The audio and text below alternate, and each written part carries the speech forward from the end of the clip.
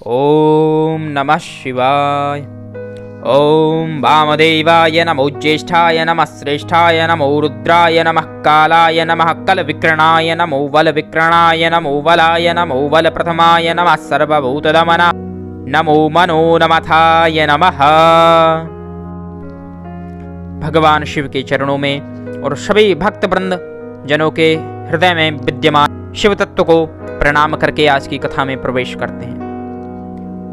दर्शकों, भक्तजनों, कल की कथा में हमने जाना प्रणवाक्षर मंत्र की उत्पत्ति और उसकी महिमा के विषय में। बहुत ही सुंदर स्वरूप में हमने कथा को सुना।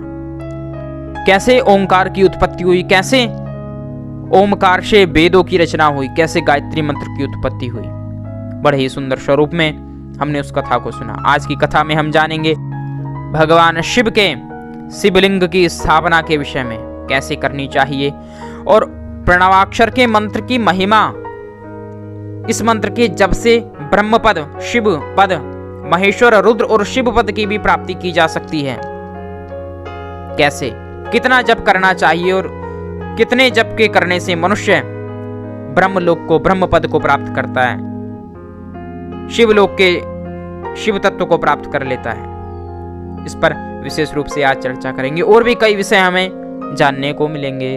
तो चलिए कथा को आरंभ करते हैं। सबसे पहले ऋषिजन जो थे श्री सूत जी से पूछते हैं कि प्रभु, शिवलिंग की स्थापना कैसे करनी चाहिए, क्या उसका लक्षण है, क्या पूजन का विधान है, किस देश काल में करनी चाहिए, किस द्रव्य से उसका निर्माण होना चाहिए।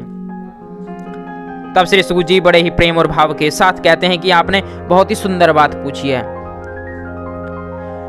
तब सूत जी कहते हैं कि बड़े ही सुंदर स्वरूप में एक ऐसे स्थान का चयन करना चाहिए जहां पर शिवलिंग का निर्माण हो और दीर्घ काल तक उसका पूजन बड़े ही प्रेम और भाव के साथ सभी लोग करते रहें, सहज रूप में करते रहें, किसी को भी कठिनाई नहीं होनी चाहिए।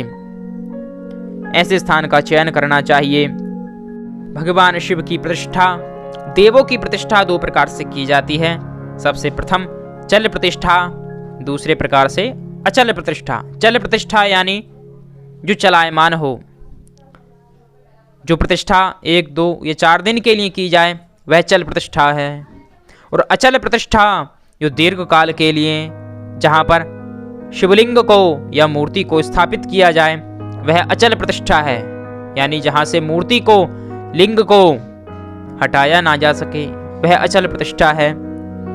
तो चल प्रतिष्ठा में लघु विग्रह का चयन करना चाहिए और अचल प्रतिष्ठा में दीर्घ विग्रह। ऐसा करने पर मनुष्य जो शिव पूजन का फल है, शिव की स्थापना का फल है, परम गोपनीय और परम पद को प्राप्त करा देने वाला जो फल प्राप्त होता है वह प्राप्त कर सकता है। इसके विपरीत यदि शिवलिंग की स्थापना होती है तो उसका पूर्ण रूपेण फल यजमान को प्राप्त नहीं होता है। जहां कहीं भी भगवान शिव के शिवलिंग की स्थापना होती है वहां बड़े ही सुंदर स्वरूप से विद्वान ब्राह्मण को बुलाकर, आचार्य को बुलाकर विधिवत रूप से वैदिक मंत्रों का उच्चारण करना चाहिए। जहां शिवलिंग की स्थापना होनी है वहां नवरत्नों से, जो 9 रत्न होते हैं, उनकी वहां प्रतिष्ठा पूर्वक स्थापना करनी चाहिए। इसके पश्चात मंत्रों द्वारा आहुति इत्यादि देकर बड़े ही सुंदर स्वरूप में यज्ञ को भी संपादित करना चाहिए। आचार्य को यथोचित यानी मन में जो इच्छित है वस्तु, ऐसी वस्तु देकर संतुष्ट करना चाहिए। गौदान का भी विधान है, गौदान अवश्य करना चाहिए, क्योंकि गौ हमारे धर्म की वृद्धि करने वाली है और प्रत्येक जीव का उद्धार करने वाली गौ माता है। तो गौ का दान भी बड़ा ही विशेष इसमें कहा गया है। जो भी हम देवताओं की प्रतिष्ठा करते हैं तो गौ दान हमें अवश्य करना चाहिए। और भगवान शिव की यदि लिंग की प्रतिष्ठा करते हैं, शिवलिंग की प्रतिष्ठा करते हैं, तो उस समय शिवलिंग की प्रतिष्ठा करते समय ओम प्रणवाक्षर मंत्र का उच्चारण करना चाहिए। और यदि उनका जो विग्रह है, उनकी जो प्रतिमा है, मूर्ति की स्थापना करते हैं तो ओम नमः शिवाय इस मंत्र को कहना चाहिए। भगवान शिव का बड़े ही सुंदर स्वरूप से राजोपचार, षोडशोपचार पूजन करना चाहिए। विधि पूर्वक से भगवान को आवाहन, आसन, अर्घ्य, पद्य, आचमन स्नान, वस्त्र, यज्ञोपवीत, गंध, पुष्प, धूप, दीप, नैवेद्य, तांबूल, दक्षिणा, समर्पण, निराजन, नमस्कार, विसर्जन आदि ये सभी कृत्य बड़े ही विधि पूर्वक करने चाहिए। बड़े ही सुंदर स्वरूप से भगवान का अभिषेक, रुद्र अभिषेक करना चाहिए। रुद्र का अभिषेक जो सकल कामनाओं को सिद्ध करने वाला है। अलग अलग पदार्थों से भगवान शिव का अभिषेक किया जाता है, वह प्रत्येक कामनाओं को सिद्ध कर देता है।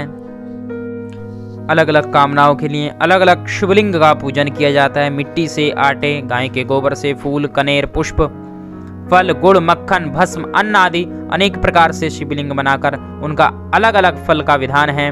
अलग अलग रूप से भगवान का पूजन किया जाता है। प्रतिदिन 10,000 प्रणव मंत्र का जप करने से और दोनों संध्याओं के समय 1,000 मंत्र का जप करने से शिव पद की प्राप्ति की जा सकती है। ऐसे ही सभी के लिए इस प्रणवाक्षर जो मंत्र है अलग अलग उसका विधान है। द्विजों के लिए, ब्राह्मणों के लिए ओम नमः शिवाय इस क्रम से उनको जपना चाहिए। द्विजोत्तरों के लिए, द्विज से जो अलग हैं, स्त्रियों के लिए विशेष रूप से शिवाय नमः इस मंत्र को जपना चाहिए। स्त्रियों के लिए कहा गया है शिवाय नमः। ध्यान दें, स्त्रियों के लिए शिवाय नमः शिव पुराण के अनुसार कहा गया है, यही विधान है, इसी क्रम में उनको जपना चाहिए। ऐसे ही कितने मंत्रों का जप हमें शिव तत्व की प्राप्ति कराता है, कितने मंत्रों का जप हमें ब्रह्म लोक की, ब्रह्म तत्व की प्राप्ति कराता है, ब्रह्म पद की प्राप्ति करा देता है। अलग अलग उनका विधान है। चलिए जानते हैं। 1 करोड़ मंत्र का जप, 1 करोड़ प्रणवाक्षर मंत्र का जप ब्रह्म पद की प्राप्ति करा देने वाला है। 2 करोड़ मंत्र का जप प्रणवाक्षर मंत्र का, ओम इसको प्रणवाक्षर कहा जाता है, तो 2 करोड़ प्रणवाक्षर मंत्र का जप विष्णु पद की प्राप्ति करा देने वाला है। 3 करोड़ प्रणवाक्षर मंत्र का जप रुद्र पद की प्राप्ति करा देने वाला है। 4 करोड़ प्रणवाक्षर मंत्र का जप महेश्वर का पद प्रदान करा देने वाला है। और 5 करोड़ का जप भगवान शिव के सानिध्य में बिल्कुल शिव के सदृश ही बना देने वाला है। इस क्रम से प्रणवाक्षर मंत्र की बड़ी महिमा है, अद्भुत महिमा है। ये आपके ऊपर है कि आपको क्या पद चाहिए, किस प्रकार से सकल कामनाओं को सिद्ध करना है, उसी के अनुरूप आपको प्रणवाक्षर मंत्र को जपना चाहिए। इस प्रणवाक्षर मंत्र को प्रतिदिन 1 सहस्त्र यानी 1000 बार जप कर भी 1000 बार जप कर भी अपने कामनाओं को सिद्ध किया जा सकता है। मन, बुद्धि और विचारों को शुद्ध किया जा सकता है। अभिष्ट फल की सिद्धि की जा सकती है।